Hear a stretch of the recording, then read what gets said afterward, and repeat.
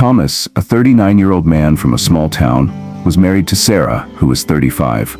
She was well-meaning and kind, but had a habit of talking endlessly about family issues, friends, television shows, and just about anything else that crossed her mind. Thomas, who craved peace after a long day's work, grew increasingly troubled by her constant chatter. He tried politely asking her to speak less and listen more, but no matter what he said, her voice seemed to fill the entire house from dawn until dusk. One day, Thomas heard that a revered sage named Master Raymond, in his early 70s, had taken up residence in a forest about 2 miles beyond the outskirts of town. Locals claimed Master Raymond offered wisdom to anyone who sought him out. Hoping for a solution to his problem, Thomas decided he had nothing to lose. So one mild afternoon, around 65 degrees Fahrenheit, he took Sarah by the hand and walked with her down the dusty path toward the forest. After about 2 miles, they found Master Raymond in a small wooden cabin surrounded by towering trees and the soothing sound of a nearby creek. Thomas bowed respectfully and said, "Master Raymond, I desperately need your guidance. My wife, Sarah, talks from the moment she wakes up until she goes to sleep. I've tried to teach her how to be quiet, or at least speak less, but it leads to constant disagreements. It's taking a toll on both of us. Could you please help?" Master Raymond smiled gently and motioned for them to sit on a log bench in front of his cabin.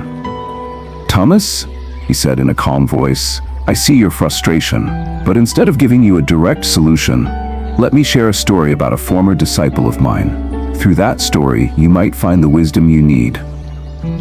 The story of Elijah, the talkative disciple Master Raymond began. "Years ago, I had a disciple named Elijah, who was 28 at the time. He was always talking, non-stop. It didn't matter if it was about the weather, the harvest, or the other disciples. He would chatter, gossip, boast, and even critique his fellow students behind their backs. He always tried to make himself look good in front of me and others, going so far as to praise himself openly. If anyone tried to correct him, Elijah would quickly find a way to turn the conversation around to his own advantage. Elijah used to collect donations for our hermitage. On returning from each household, he would share a brand new set of stories, often laced with gossip, making sure everyone else heard his every word. He took pride in proclaiming that he came from a wealthy family. He'd say, "If I wanted to, I could have lived a life of comfort and plenty. But I chose this place because I want to seek the truth and understand the deeper meaning of existence." He considered himself special, even superior to the other disciples. One day, I gathered all the disciples and said, "For the next 30 days, each of you must choose a personal vow, something challenging, but within your capacity. Completing this vow will strengthen your self-discipline and open the path toward deeper self-awareness. But remember, if anyone finds they cannot keep their vow, they are free to return to their usual routines at any time." All the disciples chose vows that matched their abilities. Some decided to wake up earlier, some took on extra meditation sessions, and others pledged to refrain from their personal weaknesses. After sharing their vows with me, they went about their day. But Elijah, determined to stand out yet again, came straight to my cabin and declared, "Master Raymond, I don't want any ordinary vow. I need something grand, truly worthy of my abilities. Please, you choose a vow for me." I smiled and replied, "Are you sure you can keep whatever vow I give you? Because I have one in mind, but I doubt you can fulfill it." Elijah's pride flared. "Master," he said, "there's nothing I cannot do. Name it, and I promise to succeed." So I said, "Very well. For the next 30 days, remain completely silent. Do not utter a single word." Struggling with silence, Master Raymond paused to let his words sink in, then continued. Elijah scoffed at first. "Silence? That's too easy. Give me something more challenging." I said, "Elijah, if you consider silence so easy, prove it. Complete this vow first, then we can talk about bigger challenges." He nodded, confident, and walked away without saying another word. He truly believed it would be simple. That first day, he managed to keep quiet, though it was tougher than he expected. By the second day, the burden of not speaking weighed heavily on him.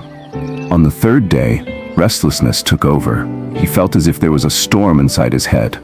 By the fourth day, he was so agitated that he struggled to eat or sleep properly. All around him, other disciples spoke freely about their own experiences, daily chores, or spiritual insights, and Elijah desperately wanted to voice his opinions. With no outlet for his words, he grew irritable, gesturing wildly with his hands to get people's attention. A few more days of this, and he found himself feeling physically ill, splitting headaches, a loss of appetite, and a constant racing heart. He dragged himself to my cabin and wrote on a piece of paper, "Master Raymond, I'm suffocating. I feel like I can't breathe if I can't speak. This vow is making me crazy. Should I break it?" I read his note and smiled gently.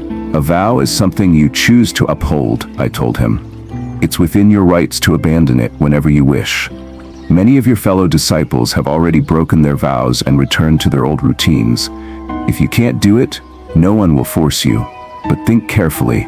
If a vow this small overwhelms you, how will you handle the greater challenges of life?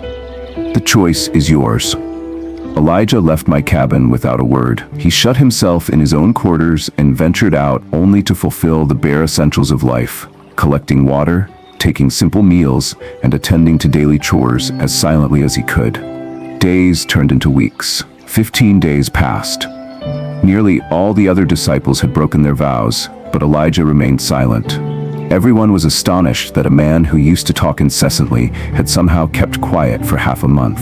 Finally, Elijah came back to me, writing on a slip of paper again. "Master Raymond, outwardly I'm silent, but inside, my mind is screaming. There's a never-ending chatter in my head, questions, worries, and complaints. I'm silent on the outside, but inside, it feels as though I'm shouting all the time. Is my vow still considered valid?"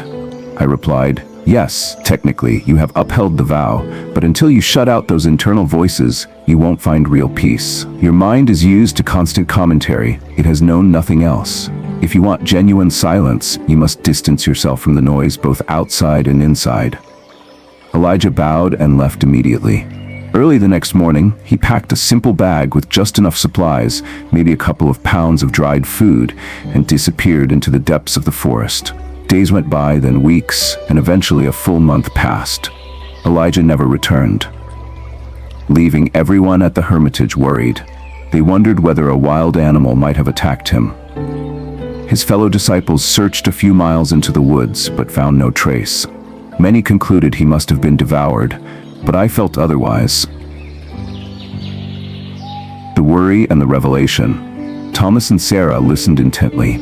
Sarah, who had begun the story with exasperation on her face, now looked thoughtful. Master Raymond continued, "About 3 months after Elijah's departure, a young disciple named Jacob, who was 25, approached me and asked, 'Master, do you think Elijah was killed by wild animals? We haven't seen him at all.' I answered, 'That's one possibility. But there's another. Perhaps he found what he was looking for. Sometimes people discover peace in unlikely places.' Jacob frowned and asked, 'Is talking excessively really that dangerous, Master?' I told him, 'Excessive talking is a major source of human suffering. Much of our misery arises from hasty, careless words. We're so busy wanting to be heard that we rarely pause to listen. We argue, gossip, and complain, pouring out every thought without restraint. In doing so, we waste precious moments that could be spent enjoying life and finding inner peace. Instead, we end up with nothing but weariness.' Jacob then asked, 'So what's the remedy?' I explained, 'We must cultivate awareness and observe our thoughts before voicing them.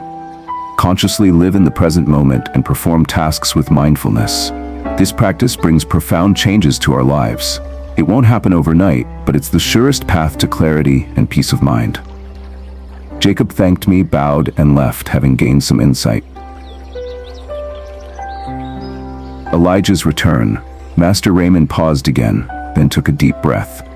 Nearly 3 months after Elijah had vanished, he suddenly reappeared at the hermitage. Everyone was stunned. He looked the same age, of course, but everything about him felt different. His eyes seemed calmer, and his face radiated a quiet stillness that surprised all who knew him before. The moment he arrived, the other disciples surrounded him, peppering him with questions. Elijah answered patiently, but now his words were measured, gentle, and kind, no longer the swift, bragging torrent they once were. After speaking briefly with his old companions, Elijah came straight to me. He knelt, touched my feet in reverence, and said, "Master Raymond, am I still silent? Have I kept my vow even though I'm speaking now?" I locked eyes with him for a long moment and replied, "Yes, you are still silent. Not a single unrestrained word escapes your lips. Your vow endures, for true silence is an inner state, not merely an absence of sound." Elijah smiled, a mixture of relief and joy crossing his face. He explained, "When I left the hermitage, I was quiet on the outside but filled with turmoil on the inside. I thought being alone in the forest would bring me immediate peace, but the farther I walked, the louder my mind became. Every grudge, every complaint, every negative word I'd ever spoken to my family, friends, or fellow disciples came back to haunt me. For days, my mind replayed the arguments and unkind things I'd said or thought. It was agonizing. Then slowly, the noise began to die down.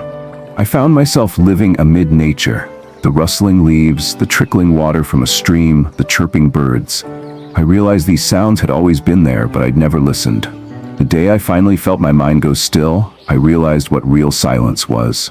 Suddenly, everything felt peaceful, inside and out." He continued, "When I realized I no longer felt that crushing urge to talk, I tested it. I shouted to the sky, 'Oh Lord, what is this quiet?'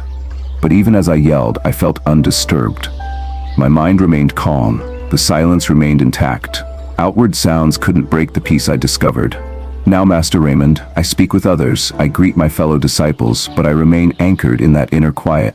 It never leaves me. Not in a crowd, not in conversation, not anywhere."